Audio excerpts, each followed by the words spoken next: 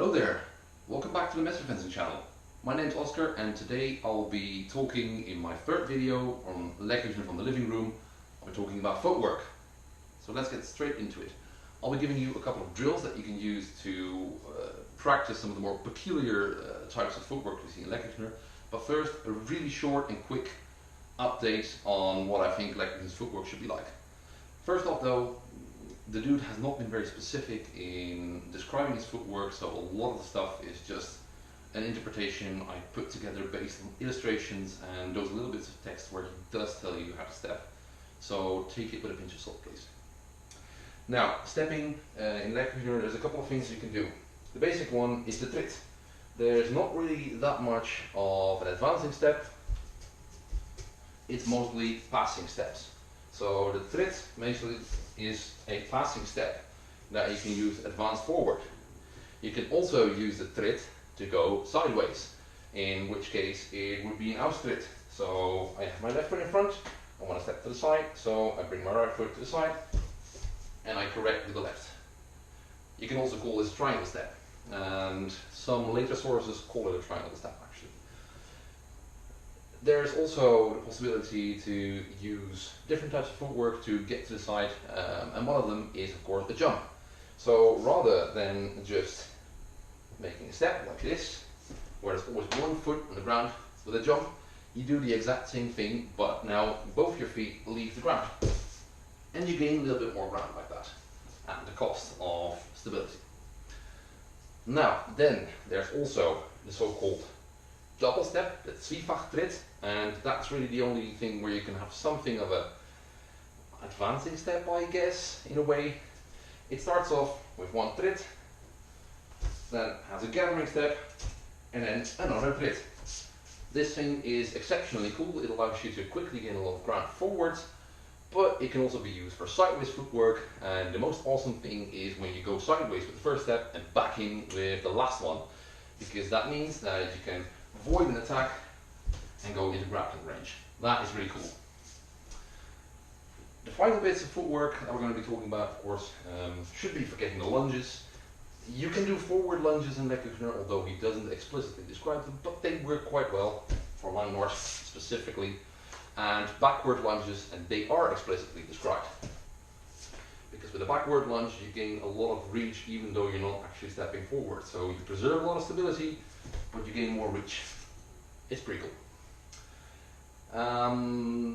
What I wanted to show though is a couple of exercises for two types of footwork that are really prevalent in Lecküchner if you look at the illustrations. And those are types of footwork that you also see in Bolognese sources, although I know not enough about them to actually comment on that, but I see a lot of Bolognese fencers do that. And I'm talking about cross steps and turning the foot. So, what does the cross step look like? Well, a cross step is pretty much just a step to the side, crossing and uncrossing. This is called a shield step, according to some of the earlier sources that cryptically talk about the Messer, like the Nürnberg Hausbuch. And you can see those cross positions in Lecküchner, so I started using them and lo and behold, it works. How do you practice that though? It can be a bit weird if you haven't done it before. Well, this is a drill that I've seen Jay Maxwell do, so I'm just going to steal it off him because it works pretty well. You're going to be standing shoulder width like this, hands on your side, and you're just going to be crossing over. So you're going to be crossing over with your left foot over your right, like this. Then you're going to be crossing over with your right over your left, like that. And try to keep a good posture while doing that. You can uncross backwards, of course, but I find that a wee bit more difficult for some reason.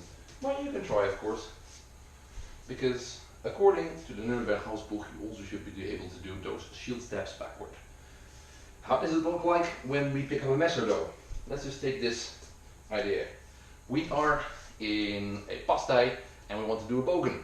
So we could do a boring bogen with the left foot in front, stepping out to the right with a triangle step. That works perfectly. But it's also a bit boring. Why not spice it up? Have your right leg in front in pastei, and now make a cross step, parry with the bogen, uncross with the strike. Once again, parry with the bogan, uncross with the strike. And finally, parry with bogan, uncross with strike, etc., etc. This is a fun drill. The other one that I want to show is about turning the foot. Why on earth would anyone turn their foot like this? Isn't this uncomfortable? Isn't this bad for your knees? If you do it wrong, it is. But it does have a really important function. And that is to help you put your right shoulder forward, or the left one, if that's the one you need in front. And that is quite important to make sure that you get the maximum reach out of your one-handed weapon, or be able to put pressure from the right direction so that your windings actually work. What do I mean by that? Well, if you want to perform a winding, it needs to come from the chest. If your chest is facing the wrong way, you're just making a winding with your arm, and that is not very strong at all. So it needs to be pushed from your chest, almost like doing a push-up.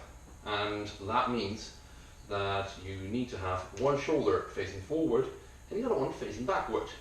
Now normally this is not a problem, but say I want to stay in the same winding and advance, or make a passing step rather, I'm in trouble. I can't really project my chest to the side like I want to, and if I do that, my structure just goes out the window. So how to solve that? Well, we have this very nice turn foot. It allows me to really get my right shoulder to the front. So once again, here comes my turn foot. My right shoulder can be in front. I can push from the chest, and all I have to do for that is turn my foot and raise my rear foot. Turn the front foot, raise the rear foot. From this, which is not strong, to this, which is a lot stronger.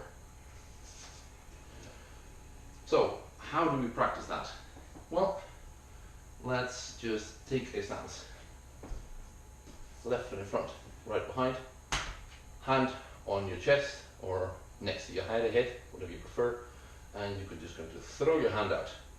Now you're going to throw it out as far as you can, and if you try that and you don't turn the foot, that doesn't feel like we've done it now. So we're going to be turning the foot and raising the rear foot with it as we go.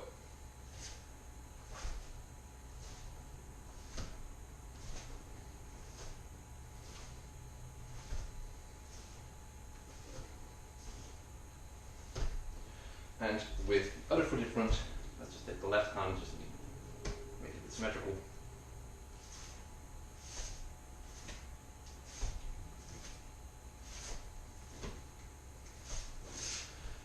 Now we pick up the measure, and we're going to be starting in lower hanging on the left. I'm going to be striking towards the lower hanging on the right.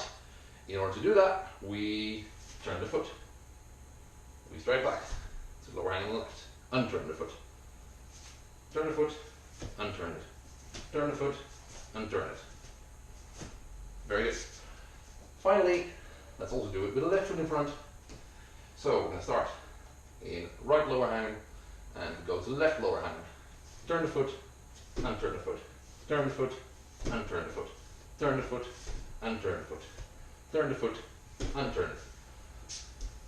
And you can do these exercises both with and without messer to help you get used to these two particular types of footwork. Anyway, have fun with this. Thanks for watching. Do not forget to like and subscribe and push the bell button, and I'll see you guys next time. Thank you.